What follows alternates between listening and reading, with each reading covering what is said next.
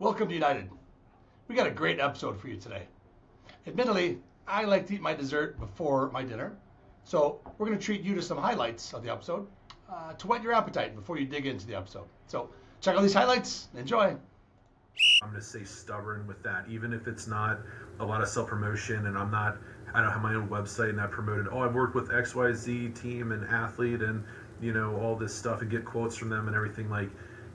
We could still have a lot of huge impact, and it goes word because we've seen it happen. I really do believe that people make change through the way that they think about things and their mindset and how they kind of manage their cognitions about things and also their behaviors. So you combine those things, it has a profound effect then on how we feel and what our motivation is and all those types of things. Like, to help people, and it's effective, and folks know that, so why would I be getting paid to make people worse or to do some kind of mumbo jumbo or witchcraft or something? I don't know what people think these days. Right. Hey, let's get that idea completely eradicated first. Welcome to United, a podcast where sports psychologists and mental health professionals team up to hold conversations for student-athlete mental health. Many of us share common concerns, and these discussions are a reminder that we're not alone, but united in this world together. I'm Eli Friedman, a fifth-year PhD candidate at Indiana University in their PhD program, and I'll be your host today. I'm joined by my former supervisor and one of my favorite supervisors of all time, and current Director of Counseling and Sports Psychology at Indiana University Athletics, Dr. Troy Moles. Troy, thanks for being here today. Eli, thanks for having me, man. It's great to see you. Yeah, absolutely. Your email signature needs to have an addition here, right? You got Dr. Troy Moles, HSPP, CMPC, national champ, So we'll dive into that. But I wanted to start with you and your story and your journey to get to where you are today. And we're pulling up this video for each guest with a prompt. Yeah, it's pretty simple. I win. Google me. So I bet you've never seen that video before, but anyway, any which way, I think if we were to actually Google you, not much would come up. And I think that's pretty symbolic. The word that comes to mind for me when I think about your professional and personal identity is humility. So walk me through that piece of you. Is that intentional? Is that how you reflect yourself personally as someone that carries a lot of humility with their work, and why?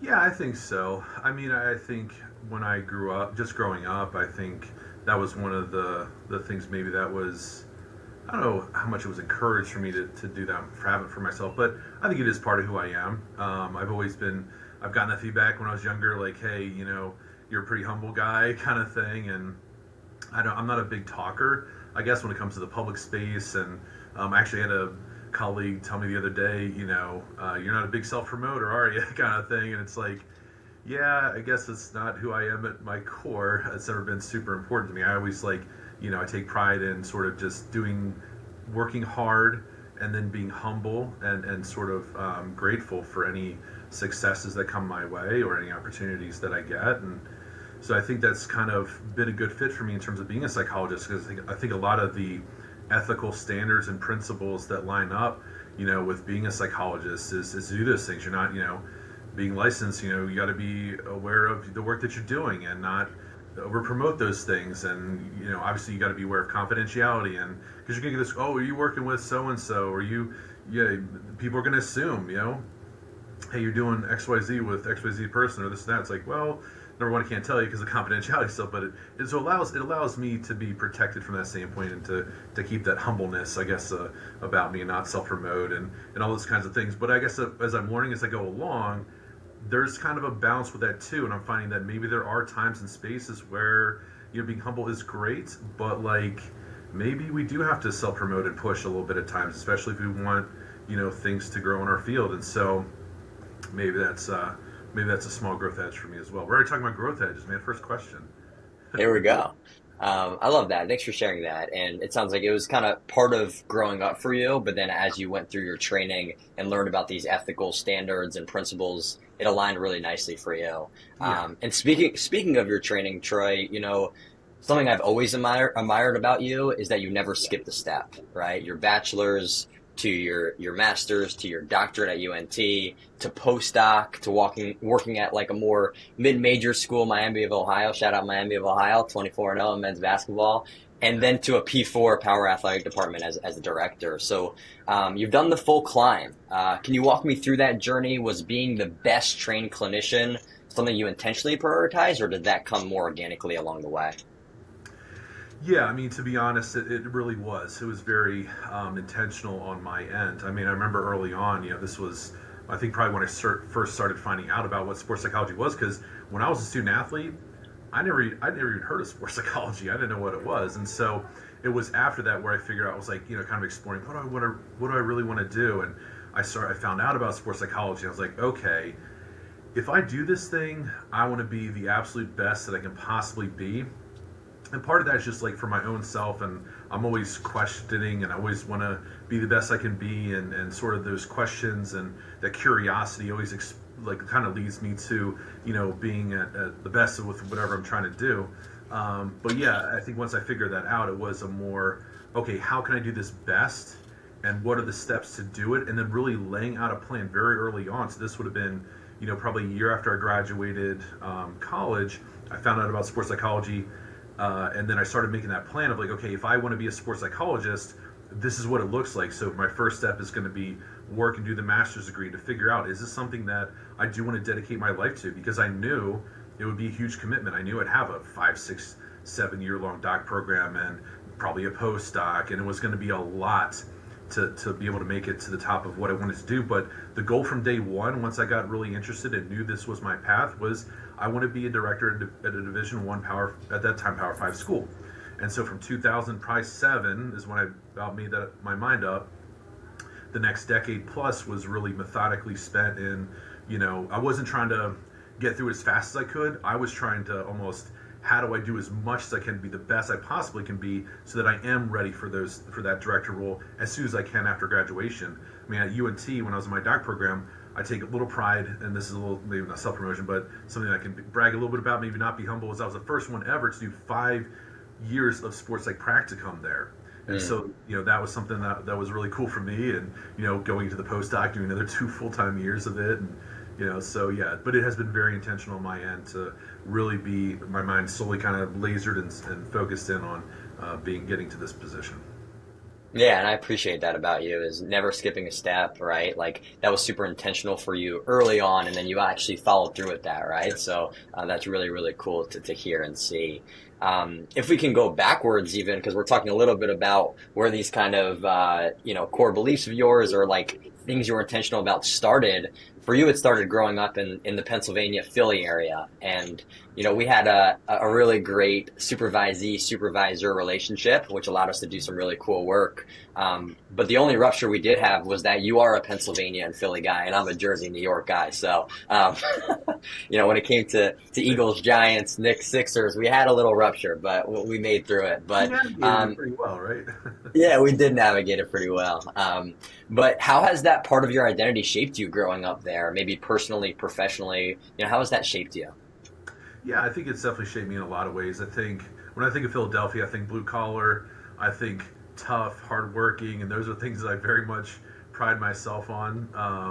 And yeah, it's just a huge sports town and sports culture. And so, growing up, that was something that I was always exposed to. I was always exposed to athletics, and I participated in a lot of sports growing up, and it was just something, and thankfully, it was something that I just loved, like when I first started playing football, the story is I just went out there and just like, I saw practice, and I guess I just jumped into the practice with the guys, and I just wouldn't leave or something, and it was just because it came from a true sense of, I love this and I like to get into it. So thankfully my own personality and my own personal interest matched up with the sport culture of Philly that I grew up in, and so it was a match made in heaven, so to speak.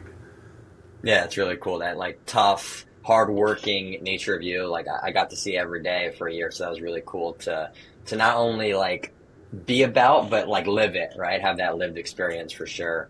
And speaking of our supervisor relationship, one question you asked me, and we sat on the whiteboard for probably longer than our slotted supervision time, and I'll never forget it. It's been really foundational to my growth as a clinician. But the question was, how do you think people change? So if I could flip that back on you, Troy, how do you believe people change? Yeah, well, I feel like we're going back to like comps, like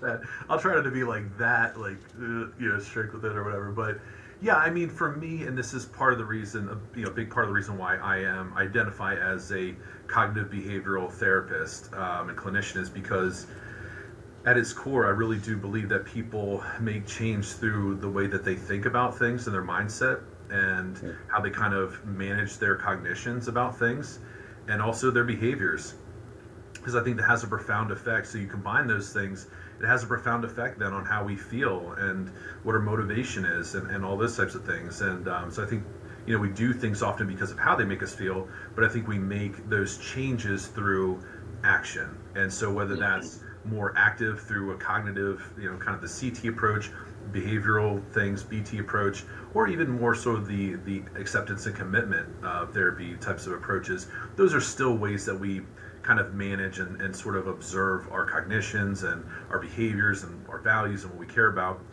And those all come from our belief systems and our values. So really at the end of the day, I think, our core beliefs, who we see ourselves as, what we see ourselves capable of, and then sort of managing any kind of distorted thoughts or things that try to move us off track and out of the way, managing those things is really so critical. And part of the reason why I believe that so much is because I feel like I've done it for myself. I mean, we just talked about my path. I mean, that was not an easy thing to do. It was not like, oh, that was sunshine and rainbows and super easy decade plus path. Like, no, I had to get my mindset right for that.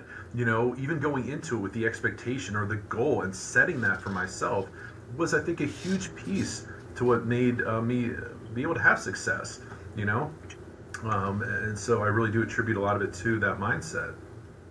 Yeah, it's cool how you're kind of attaching the way you work with, clients to the way you kind of work with yourself, right? And really focused on the action stage, the cognitions, and how that impacted how you showed up each day. And I think, cognitive behavioral therapy techniques are really well aligned in athletics, but I want to ask you, like, how do you feel like that orientation or that construct on human behavior and how people change shows up in athletics and the work that we do with clients? Yeah, I think it's just such a natural fit for me. And so that's what's made even, pursuing becoming a sports psychologist and working with athletes in this space just such a good fit for me, just because that is sort of how I orient myself towards the world. I believe that's how people change, number one. That's my that would be my orientation. My CBT orientation would be that whether I was in athletics or not. Like, I've used that very much with regular college counseling center folks or folks in the community or wherever else I've been, even, domestic violence agency, doing a practicum there. And so it fits me being a clinician, number one, and then being in this space, it especially aligns. And especially, and part of that is because a lot of our athletes that we meet with are showing up and they are very motivated. You mentioned the action stage. And so CBT is like one of those things that is more action oriented. And so what are you doing with your cognitions? What are you doing with your behaviors? And so I think it aligns with those folks that come in that are kind of further along those stages of change model. Not that everyone that comes in is ready for action, but a lot of athletes are, and they're like ready to go, and they want concrete, tangible solutions that they can look at and say, okay, that makes sense as to why we're doing that, and it's tangible, and let me get after it. And so it does fit with a lot of, most of the clients I meet with, really. Yeah, and something I like to say is that actions lead to insights more than insights leads to action, right? Yeah. So actions can really be a really nice fundamental source of change for us. And speaking of cognitions and speaking of motivation and change, there's been a lot of change in Indiana athletics in the last year or two, right? A place where basketball is tradition and kind of part of the blood has suddenly become a football powerhouse, all within 24 months, right? And with your offices in the sports psych team being embedded in the stadium with Sport Med, I'm curious how you've seen the building and the people kind of change and adapt to to what's going on around them? Yeah, well, I think just overall, there's just been just an excitement, that we haven't had, like you said, the prior 2 years, and just to see not only the energy and sort of like, there's been a surrealness to it. Like when we won the national championship, that was the feeling that I used to describe that experience was, wow, this is surreal. Like it's hard to even put into words. And I feel like that's been shared amongst, I think, colleagues or other folks around. It's like, wait, this is really happening. So it's almost like this disbelief in a way, and then it happens and it's surreal. It's like, oh, this is so awesome. And so yeah, I think there's been like a lot of positive energy, and I think we were all kind of on cloud nine after winning, after the game on Monday. Most people were traveling Tuesday, Wednesday to come back. The rest of that week, I don't know how productive we were. We're kind of just like on a haze, like, oh my God, and even feeling that with the student athletes that come into our offices. It's kind of like, hey, sharing that with them was super, super cool. Like, hey, I asked, I think every single client I had, hey, did you make it down to Kirkwood? Just to even see, did you make that venture? Did you risk it? See a couple of couches burn, whatever. But so yeah, it's been really cool to have a shared experience. There's been a lot more energy. And the belief has just been really cool to see change. And then outside, I mean, just seeing things like we wouldn't see 2 years ago, seeing the watch party when our football team left for the Big Ten championship, and like I'm having a hard time getting out of the parking lot to get home because there's like all these fans around, whether it's cheering the team on when they're leaving or picking up rally towels or whatever. It's been a different sight around here. Yeah, it must be surreal for sure. And it happened so fast, right? I mean, that's the other layer of this. It wasn't a gradual, real build. It was, whoa, look what's happening in front of us. So that's really, really cool to hear, and kind of hear how the energy and the optimism and the hope kind of emerged in the building and outside of it. What have you learned about this Indiana football emergence, about maybe high performance, about teams, about cultures? You've been around high performance for a while now, but what has this team, this system taught you, and what have you learned from it? Yeah, I think, just in general, sort of, it's maybe even a reinforcement of what I do believe to be true, is that, with if you have the right culture, or you have people thinking the same way. And this is a public comment I know Coach Sig has talked about. It's like when he first got here, he was, I've heard him say again publicly, like, hey, I had to change how people think. Again, I'm like, oh, I hear that. Right up with kind of how people think too. And so I hear that, I'm like, yes, absolutely, it makes total sense. And I would agree that, like, 24 months ago, I don't know that a lot of folks would, they'd probably be fibbing you if they said otherwise. Like, no one was saying, like, oh yeah, we're going to be national champions in 2 years or something like that, or even that first year to have as much success as the football program did. And so, but to me, it's sort of, and it's a reminder or reinforcement of, hey, the culture. If you change the culture, a lot of things can follow very quickly, and in that change. And with the college atmosphere and the environment that we are in right now, with the transfer portal and how much the teams and systems and cultures can change with all this turnover that we're seeing, this might, might be the precedent, but like this might be something that happens. It could happen at other places too. Like there could be very quick turnarounds based upon, the coaches and the system and the team and the players, but the culture that they set, and that can change very quickly.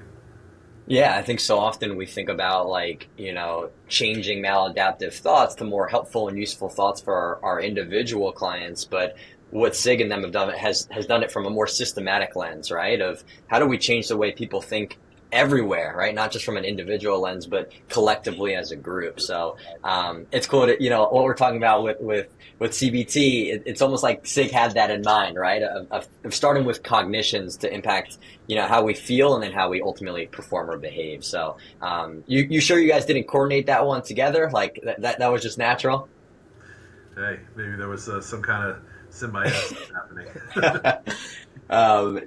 Also, Troy, going back to you being such a great, well-rounded clinician, something I think people don't always see behind the scenes is how much assessment plays into good sports psych work, and, can really, really paint a nice picture of the athletes and the clients that we're seeing. So how do you use assessment at IU athletics, whether that's from a screening perspective at PPEs, even from maybe like a performance and a cognitive lens? But talk to me a little bit about assessment in IU athletics and what role that plays in the work you do.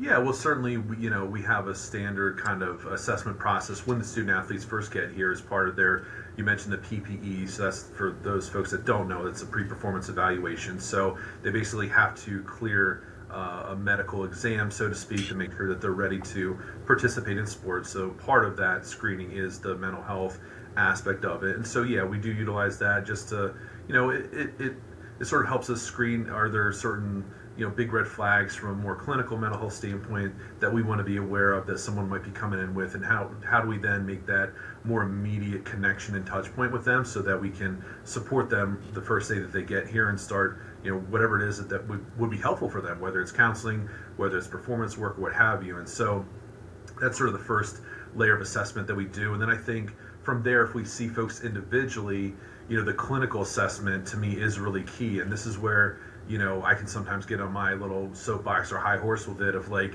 the importance of being clinically trained, because oftentimes we'll have folks that come in to meet with us and they might be requesting, for instance, I want to work on a performance aspect, related to my sport. And what we find is that there might be an underlying clinical mental health issue. And so we like to use the assessment right out of the gate in that first meeting to kind of at the least rule out, are there any kind of clinical conditions that we might otherwise miss if we hadn't asked those questions, just so we're making sure nothing's in the way. And then from there we can, kind of launch in and do the good work. Where the area that I would like to see us grow in, and I think I do this more, not informally, but more, I tend to assess just kind of from a clinical interview standpoint, is more of the performance type of stuff. So I tend to key in or identify with things related to fixed mindsets or growth mindsets or grit or things like that. And I might not necessarily give someone a sports psych performance specific tool or assessment for that, but I think I do more of that from a clinical interview standpoint. But that's something that I want us to expand into, and I think is part of the future of our field, is to do more of those, or maybe it's getting back to more of the pen and paper type of stuff, maybe more of the screening things if someone's coming in. And we've been talking about this recently, the other tools that we can get in our department to kind of help with more of the performance types of assessment things. Because like you're saying, it is so important. It's helpful to know from a snapshot where someone is coming in, when they first meet with us. And the one thing I guess I didn't mention thus far was a personality assessment. And with athletes and athletics, where I've been trying to help us head towards is like more of that behavioral profiling system. So utilizing something such as a DISC, especially when we have these teams turn over as fast as they are, I think there's going to be more and more of a heavy emphasis on, hey, do we have a beat on these players when they first come in, how they communicate, what is their style, how do they best receive feedback, and then getting the players and the coaches all on board at the start, because they might only be here for 6 months or 9 months, and then maybe they're transferring somewhere else. So I think that is a critical component as well when we think about the assessment part of what we do. Yeah, and it sounds like not just from the clinical side, you guys do a really nice, robust job of checking the box and doing a really good job of from a diagnostic perspective, but also from a performance lens, trying to really, not only meet the performance and the growth and fixed mindset, but also like meeting the times, right? Meeting what's going on in the system around us. And, speaking of that system, NIL and transfer portal is a very hot topic right now in college athletics. How have you seen that impact your work? Maybe if it's even from an individual psychotherapy lens. You mentioned like using personality assessment to understand, student athlete, but when they get there, maybe starting on second base to understand them best. But how have you seen this shift in college athletics shift the work that you do each day, if at all? Yeah, it's a really good question, and that's what I'm sort of asking myself. How, if at all, has this impacted? It's interesting because, and this is like giving you a little behind the scenes info, and this is like classified, so to speak, but we have some data out there right now that is circulated amongst our Big Ten mental health providers, and I got to see some raw data with that. And one of the questions that we asked was, exactly what you asked, what has been the impact, or are you seeing an increase in terms of the services that are being requested due to NIL or other things? And I was a little surprised, I think there was more insuredness, I guess, when I saw the responses. There wasn't an overwhelming, definitive 100% yes across the board kind of thing. It was more like, maybe, yeah, a little bit.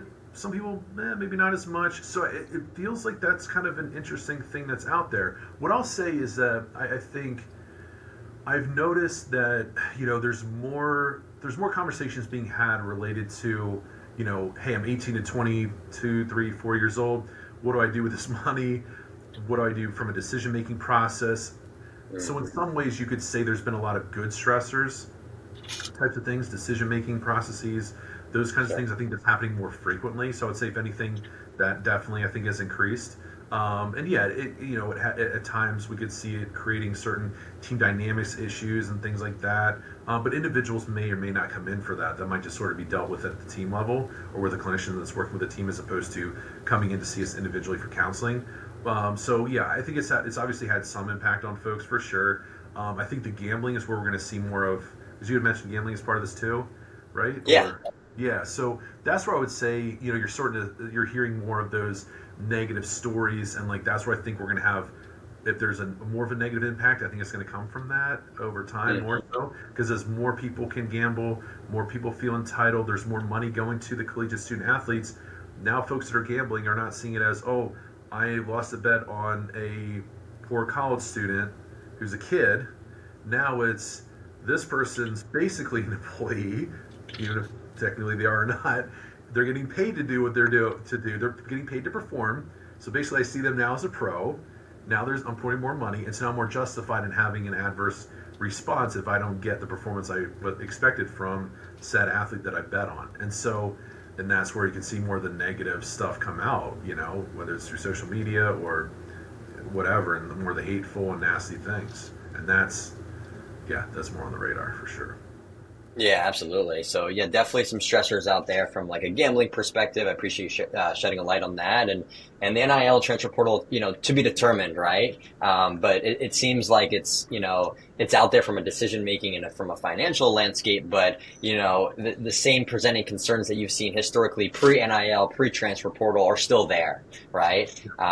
Yes. And we've had conversations about this, but sometimes we'll have an athlete come and talk about transferring and what that would do. And, something we've talked about is wherever you go, wherever the student athlete goes, they're bringing their full adult self with them, right? So the same core beliefs, the same cognitions, those come with you, depending on where, despite where you go and where your environment is, right? So I think we have these stressors, we have these systematic changes, and yet our full adult self and our core beliefs probably are still with us, right? But can you talk a little bit more about that, or expand on what comes up for you as I mentioned that? Yeah, well, I mean, I think to me, you're talking more about now this kind of the combination of like the psychosocial interaction, I guess, that our student athletes face. And so, from the psychological standpoint, what I hear you saying is, folks are going to have their certain, let's go with core beliefs, or the way that they interact or interface with the world, and that might not change that much depending on where they're at, but the environment around them might require or demand of them different things now, or there might be additional stressors. Before COVID, a lot of the stuff, obviously NIL, revenue share, the gambling really wasn't as much of an issue, so those things are all new. But think about everything else we went through in the past 5 years. COVID as well, and then it's sort of everything that brought about, and sort of the increase in certain mental health things that folks were dealing with coming out of there, whether it's we're seeing a rise in eating disorder types of stuff, and at the time, the social anxiety piece and all these things. So trauma, that's going up. So yeah, the environment's always going to have an interaction and impact on someone's experience with wherever they're at, and for good or for ill, I guess. Yeah, absolutely. I appreciate you shedding light on environments and how that can shape our cognitions and how we're feeling. If we want to go back to that cognitive triangle. But I want to add a fun question here, Troy, and end with this one. But if you could present a TED Talk on any sports psych myth, so maybe this is something you hear a coach say, or maybe like an overrated aspect of sports psych to you, what would that TED Talk be about? Man, there's a bunch that I feel like I could do. Maybe that's why I lined up the question for you. I knew you'd like it. Maybe the first one, I think I'd almost want to do the basics, and maybe like do something funny with it. And it would be something along the lines of like sort of trying to destigmatize still and trying to basically get across this idea to the lay person, whether that's a coach, whether that's a GM in a pro level, whatever, that like, hey, when we meet with your student athletes, we don't tend to make things worse. Like, we're not in the business of screwing them up more, messing with their mind, whatever, because that stuff is still out there. And so, like, anything that I could do to, like, and almost make a humorous thing about it, like, and just come up with examples. It's like, literally, I mean, if you think about it, like, I'm getting paid. There's a licensure board. I had to go to school for over a decade, like, and there's a reason why I have a job. It's typically because I do help people and it's effective, and folks know that, so, like, why would I be getting paid to make people worse or to do some kind of mumbo jumbo or witchcraft or something? Like, I don't know what people think these days. I'm not, Right. It's just like, hey, let's sort of get that idea completely eradicated first. That might be one of the funny things to start with. Yeah, and how do you do that, right? Because I think the language and how we describe the work that we do is really important. And for better or worse, our field can sometimes, not do a great job of depicting who we are and what we do. So how do you do that currently? How do you, message and convey that message to the system and the coaches and administrators that you're embedded with at IU Athletics? I mean, for me, it just comes back to just continuing to do the good work. When it comes to folks reaching out to us, whether it's a team that's in our system or an individual or whatever, a lot of times my stance is like, it's not an if, it's more of a when, if they're going to reach out sometimes. So, and I think I have seen the impact that doing the good work can have over time. And so I am I'm going to say stubborn with that, even if it's not a lot of self-promotion, and I don't have my own website and I promoted, I've worked with XYZ team and athlete and, all this stuff, and get quotes from them and everything. Like, we can still have a lot of huge impact, and it goes because we've seen it happen. You do good work with someone, the word of mouth is, I get an email then, from the next student athlete, or I get an email, hey, my coach referred me to you. I get those now. Whereas, like, we probably had to build that when I first got here. And so, I think just doing the good work, staying humble, the outcomes and how the world and everything changes, that's the outcome I can't control, we can't control. So it's more of just continuing to invest in the process of doing the hard work, doing your due diligence, and then believing that the outcome will take care of itself, that eventually it will continue to spread. And it has. We're much further along now than we were even 5 years ago, 10 years ago, 20 years ago. And so my belief is it's maybe not happening as quickly as we want it to sometimes, but, like, it's happening, and we are making change one small step at a time. So just, like, nose to the grind. That's my Philly side coming out, maybe nose to the grindstone. Let's keep hammering away, do the good work, do the secret ninja good work. Behind the scenes, the outcomes will take care of themselves. Yeah, absolutely. You took the words out of my mouth there, right? Like, that, it's full circle to the start of our conversation on humility and hardworking, these parts of you that are so strong. And that can then change the way people think about sports psych and the work that we're doing in the building, right? So, thanks, Troy. This was a really, really great conversation. And I want to end here on one last one here is something that I've heard you say a lot that I love and have carried with me in the work I'm doing is, you ask a very fundamental question often, which is what's best for the student athlete, right? So can you walk me through that question and how, doing good work is really important to you, but also doing what's best for the student athlete is also really important as a guiding principle in your sports psych team. So can you walk me through that piece of you of what's best for the student athlete and where that comes from and why you believe it so much? Yeah, well, I mean, I think that comes from a place of just, care. I mean, I'm always asking that question of what's the best for the student athlete, and what's the purpose of what it is that we're doing as well. Is what we're doing with the student athlete actually purposeful and effective in helping them with whatever they're coming in with, or is it sort of off course? Are we doing things for our own purposes? Is this to, I feel like, it's tying back to, is it more for, I'm doing this because it's best for me and the self-promotion aspect, or this or that, or is it best for what this individual needs? And then again, those other outcomes will take care of themselves over time. And so I think it does bring the focus back to this person who's sitting across from me. What's best for them? How am I really trying to be in the present moment with them, get them what they need, and then again, things can spread from there, Absolutely, absolutely, and that's such a great guiding principle, and a great reminder, right? We want that to be the case, and sometimes we lose sight of it for whatever reason. So it's a really nice guiding principle to doing great work like you do. So, Troy, thanks for the time and the conversation. It's always a treat, and wishing you guys a great spring semester, and thanks for joining United.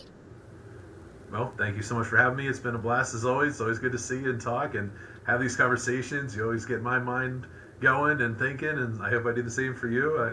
So yeah, this has been great. Absolutely. Thanks, Trey.